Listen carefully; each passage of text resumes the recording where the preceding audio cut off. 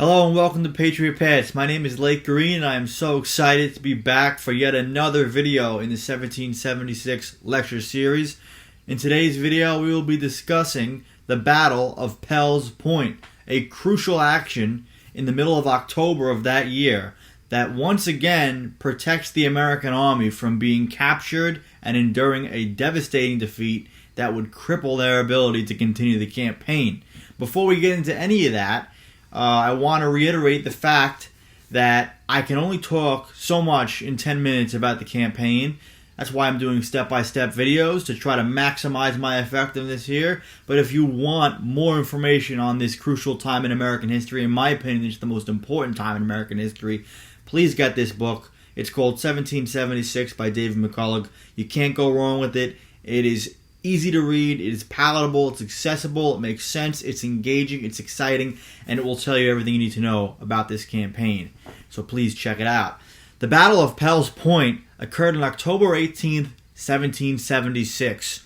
About a month prior, on September 16th, the Americans had received or earned their first victory at the Battle of Harlem Heights, holding off a small force of British soldiers who eventually had to retreat because they were well away from their main army and they didn't want to risk a major attack against the Americans, and Washington didn't want a major engagement against the British either, so it was a small victory, a morale booster for the Americans. But in the meantime, the Americans had been waiting in Harlem Heights trying to anticipate the British next move. Washington was worried that the British would do one of two things. Number one, whether they would send their entire army up through Manhattan and attack them straight on in a frontal assault on their positions at Harlem Heights, or if they were going to commit a flanking maneuver and go up either the East River or the Hudson Rivers, east or west, and land in Westchester County, right above Manhattan, the modern-day Bronx, and try to move south and trap the Americans on Manhattan Island and cut them off from any avenue of escape. So, due to this, Washington again decides to divide his force. I must note that since the Battle of Harlem Heights, he'd been able to augment his numbers with freshly arrived militia and other units, and so he had a force of over 20,000 men. He deployed 10,000 men under the command of Major William Heath to guard Kingsbridge, which was in north of the Manhattan, a little north of Westchester, probably in the Westchester County area, a little north of Yonkers in the Bronx, probably around that area. And the Hudson River, he sent Nathaniel Greene with 5,000 men to guard the other side of the Hudson River to prevent the British from landing there. At the same time, he kept 10,000 men under his direct command in Harlem. The British, though, decide to do a flanking maneuver around the American right and sail up the East River and try to land at Throgs Neck. The Throgs Neck Bridge exists today in modern-day New York, but at the time there was no such bridge, and Throgs Neck appeared to the British on a map as a peninsula that connected to the mainland. Little do they know that on October 12th, when they landed at Throgs Neck was not an island, or was not a peninsula, but rather it was an island, and they had no way to get to the mainland. So after a very short time, they tried to maybe walk up through the marsh, ford across a very shallow part of a river right there, and walk across a bridge, which was actually defended by riflemen under the command of Colonel Edward Hand. But Howe realized, this is a bad place for us to land. Let's just wait it out and land upriver a little further. Howe ends up camping thousands of his men right on Throgs Neck for about a week. And after about a week, now being reinforced by thousands of Hessian soldiers, German mercenaries, they decide to sail a little north of Throgs Neck and land at Pells Point. On October 18th, John Glover and his Marblehead fishermen and a couple hundred of other New Englanders, part of a couple other regiments that were under his command — Glover is now in command of a brigade — are stationed at Pells Point and see the British warships begin to advance in the area and anchor. Washington, after learning about a week prior that the British had attempted to land at Throg's Neck, knew that they were going to land at some point in Westchester County and said, I can't stay here. We have to move our men out of Harlem north. So, unfortunately, he reluctantly abandons Manhattan and marches his men northward towards White Plains. But they're still in the process of doing this, as they only begin to leave their positions in Harlem on October 17th.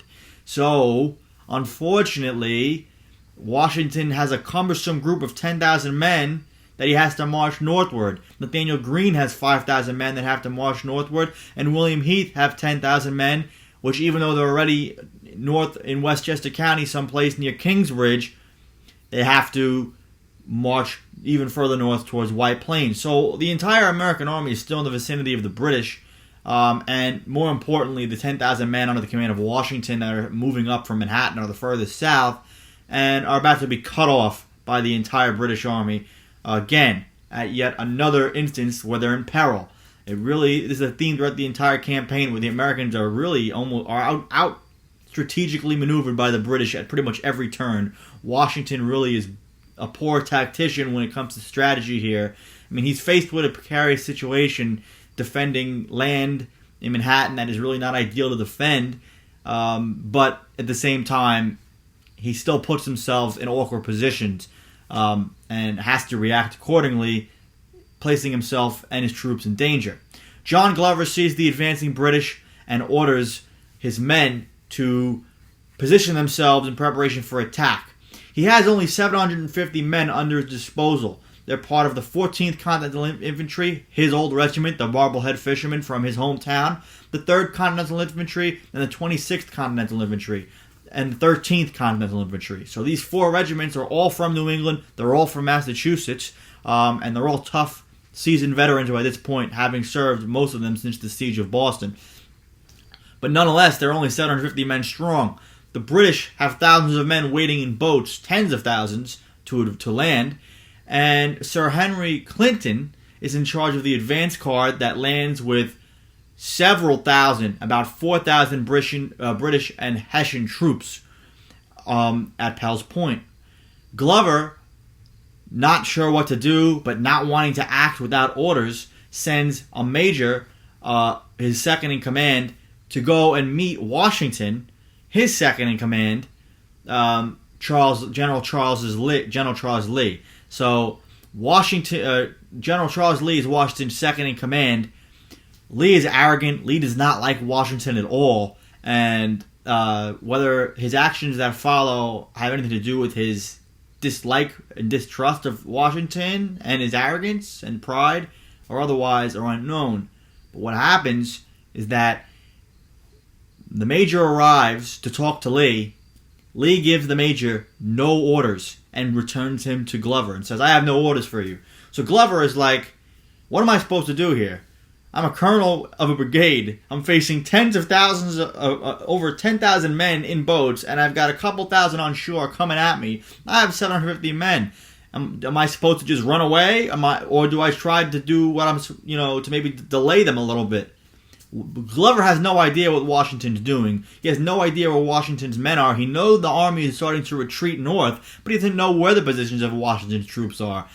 And Lee pretty much gave him no help at all. Even though he's the second in command of the entire American army, he was completely derelict in his duty here, Lee, and left a lesser brigade commander completely to his own disposal, which was so irresponsible. I cannot understate how irresponsible of a move this is by Charles Lee at this point. But to Glover's credit, as we've talked about how valuable this man will be in the 1776 campaign, he already helped the Americans retreat across from Brooklyn. He's about to be really valuable right here. Glover, under his own orders, without receiving any orders from superiors, decides we have to hold them off and attack. He positions his 750 men behind a series of stone walls that lead up on the main road from the beach landings where the British are landing at Pells Point and marching northward into the mainland. He uses all these stone walls as staggered positions. He knows he's outnumbered by almost 5-1, and he says, if we can keep our men behind these stone walls and maybe move from position to position to position, we can delay the British advance long enough to keep our men in a position that we can delay them, maybe minimize casualties by using the terrain and the walls around us to not be exposed to heavy British fire, but also delay the enemy and buy Washington time. Again, Glover has no idea where Washington's men are. He just assumes that they're still in the process of retreating, which they were, and that he knew that if he was to run away, he might risk the entire danger of thousands of other men that are still moving northward through the Bronx towards White Plains. Glover and his 750 men meet the British head-on. Glover stands toe-to-toe with his men by the stone walls in the front of the lines, putting himself in the most completely exposed position, taking fire with his men, courageously leading them on. After about 40 to 30 minutes of fighting, the first stone wall is broken. The Americans have to retreat to a second one. At this time, the Americans wait behind the second stone wall for the British to advance and then jump up. They hide behind the stone wall, then jump up and attack the British at almost point-blank range, inflicting heavy casualties. Most of the men that the Americans would face that day were not British regulars, but rather Hessian soldiers. So they start to inflict heavy casualties on the Germans by these delaying tactics. But they actually end up holding their ground for a significant amount of time. They only retreat from their stonewall positions when they have no choice and they realize they're about to be outnumbered. They hold their first position for almost 20 volleys of back and forth, 20 consistent volleys. Then retreat to the second one. Then after a significant amount of time, retreat for a final time in the face of tens of thousands of a couple thousand men. And they have to, and cannons, the British bring up cannons, and then the Americans retreat one final time to a third position, fire one volley, and then retreat from the final stone wall at Pells Point, down, across a valley, through a stream, back to the mainland in Westchester County, and their retreat is covered by the 14th Continentals, who had been held in reserve, Glover's original fishermen, who fire at the British as the rest of the men retreat back across the bridge. The British, demoralized and tired from the heavy fighting that they experienced right at the shoreline, did not expect to be engaged this heavily this soon, completely halt their advance for over a day. Glover maintains his position for another 24 hours and then retreats with the main body of his troops northward to Yonkers the following day. 750 American men face 4,000 British and Hessian soldiers and hold them off for hours, buying time for thousands of American men to retreat from Manhattan northward towards White Plains. In total, the Americans would suffer significantly light casualties. Glover, because of his smart geographic use of the land, he put his men behind stone walls, and even though the British outnumbered him 5-1 and fired incessant musket and cannon fire at him at almost point-blank range at times, his men really didn't endure much casualties and only suffered 20 killed and wounded. The British, on the other hand, because they were exposed to heavy American fire in the open field, suffered over 200 casualties. The British regulars suffered about 30 wounded. The German Hessian soldiers suffered close to 200 casualties. The British are completely shocked of this level of resistance, and because of that, like I said, paused their march, and the rest of the American army retreats north to White Plains. Because of John Glover's heroism, he acted without orders, without instructions, advances his men forward, and saves thousands of American men retreating north from Manhattan from complete encirclement. The next video will be on the Battle of White Plains. Thank you so much for watching. Rate, comment, subscribe, and I'll see you next time on Patriot Pass.